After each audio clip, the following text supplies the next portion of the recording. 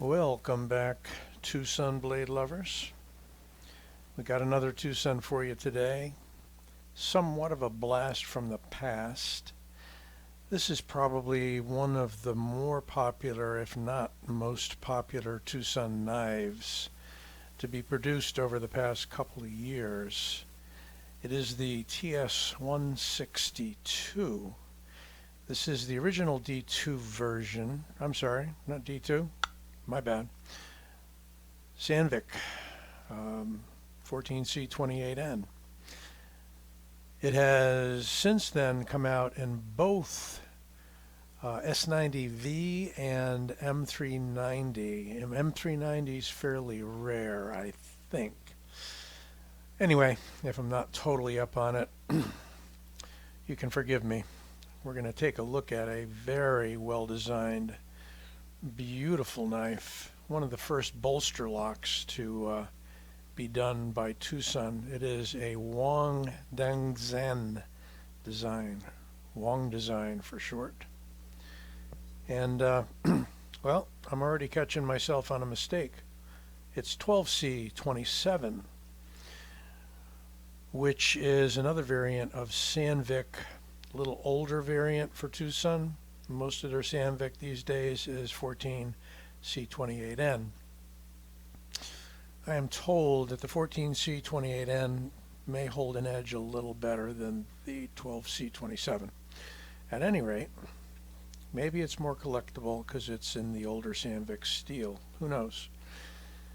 But you have a really interesting leaf-shaped blade coming from a Filipino martial arts background. It's somewhat like what is called a barong, which is also a large sword-like leaf-shaped blade. Not large for swords, but larger than a pocket knife. The design cues and features on this are just incredible.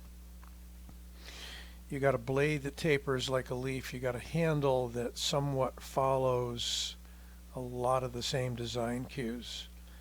Titanium bolsters, titanium locking bar with steel inserts, titanium clip, large oval slot for your lanyard, fantastic jimped backspacer all the way around to the end.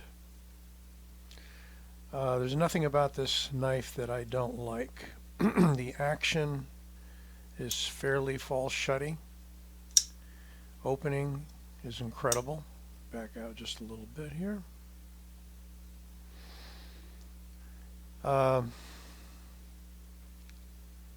This design has really captivated a lot. It may or may not be in your wheelhouse. I don't know. We've got a slot here, which some people can spidey flick. I can sort of spidey flick it. And I'm going to give up on camera because I really don't feel like cutting myself today. I'm bleeding all over my background and your vision. So for me, it's mainly a back flipper, which it does quite nicely. Let's take a few measurements here. Since the only real place to get the measurements is either White Mountain or on eBay, and some of those eBay measurements are metric, so I'll give you in inches. It is almost 9 inches. It is 8 7/8. We have a blade length of 3 7/8, cutting edge of 3 3/4.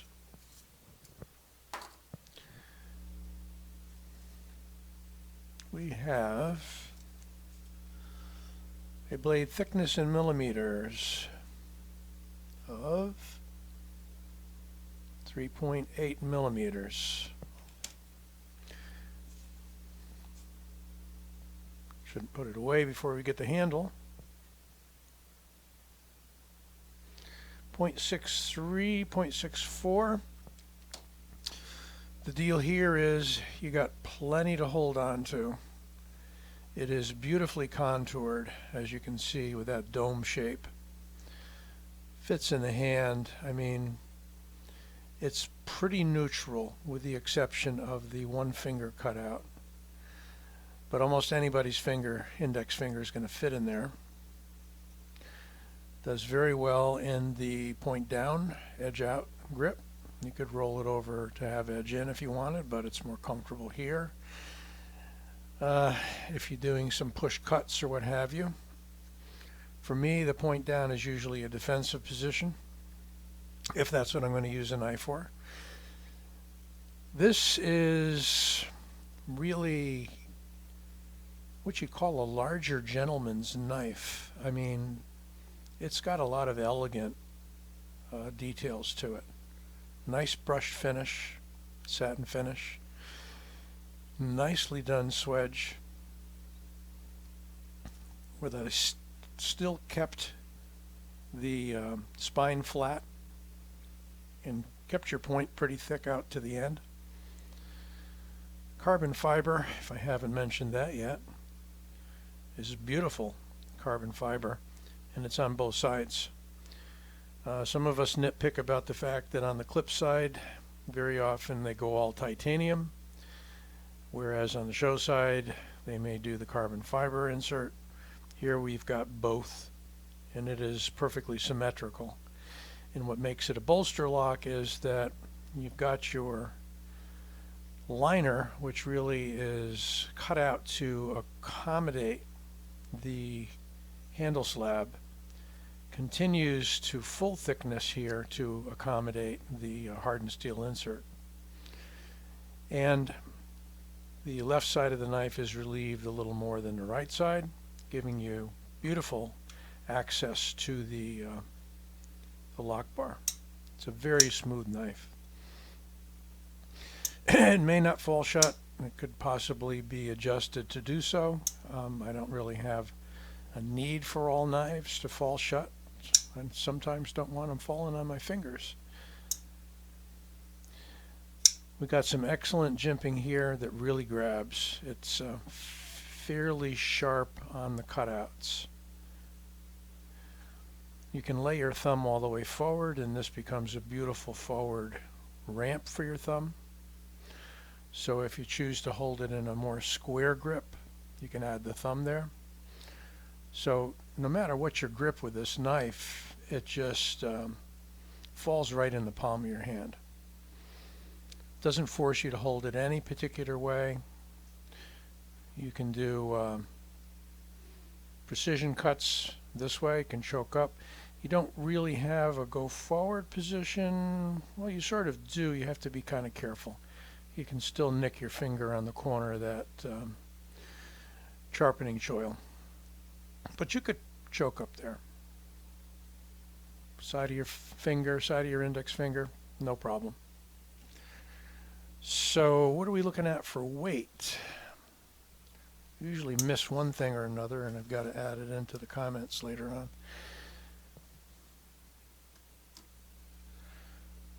I don't know that I'm not all the way on the scale there. Let's try it again.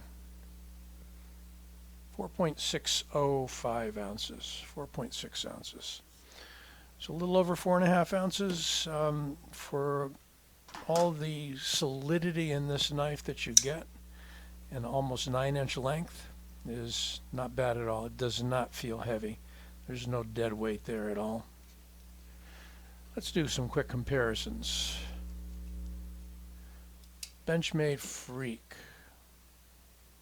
coming in a little longer than the Freak. Blade's a little longer. Handle's awfully close to the same size.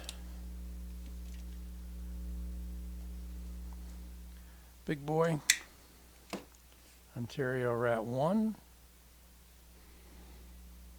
And coming right in on the same overall handle, blade, and everything. Though I bet you the blade's a little longer. Let's see. Yes, it is. Blade is about ½ inch longer. As I said, it's almost a 4-inch knife. Let's put a real big one out there, which is also about a 9-inch knife. The Spyderco amalgam. And that's a little bigger. Not by much, but it's a little bigger. Same class knife. And speaking of class, this just is really one classy knife, the TS162 by Wong Design and TwoSun in 12C27. Last look. Beautiful stuff. Not quite deep carry. It's a good stiff clip. Not a whole lot of spring, but I haven't had any problems getting it in and out of the pocket. It's got enough, well, going in you don't have a whole lot of ramp. Going out you've got plenty of ramp. But you've got a smooth carbon fiber surface. It's smooth, it's not shiny smooth, but it's not rough. It's kind of somewhere in between. Great materials. If you can pick one up in the higher end blade steel, I would definitely do so. This thing, when it was purchased, was probably on eBay in the range somewhere of I think like $70–80, which was a big deal back then. It was one of the higher priced TwoSun knives. By the way, I also have seen this in a canvas micarta without the titanium bolsters, and those are coming in like $50 or so, White Mountain knives. By the way, don't forget to use your coupon code, discount code, Old Sword, for your 10% off at White Mountain. Check him out. He usually carries some TwoSuns, and they come in and out of stock. He gets them same place we get them. Check out Justin at White Mountain Knives and see what he's got for TwoSun. I'll be back soon with another TwoSun review. We'll do a few of them, some that have been laying around for a while that haven't seen the light of day, so I intend to bring them out and show them off. So this Old Sword signing off, and hope you like this review, and don't forget to subscribe. Be well.